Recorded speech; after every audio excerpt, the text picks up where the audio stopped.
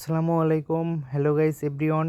এটা হচ্ছে Ullapara rail station নয়নগাতি overbridge. তো এখানে আজকে ড্রোন ক্যামেরার একটা ভিডিও আমি আপনাদের মাঝে তুলে ধরছি। অবশ্যই আমার ভিডিওটা সবাই দেখবেন আর বেশি বেশি করে আমাকে সাপোর্ট করবেন।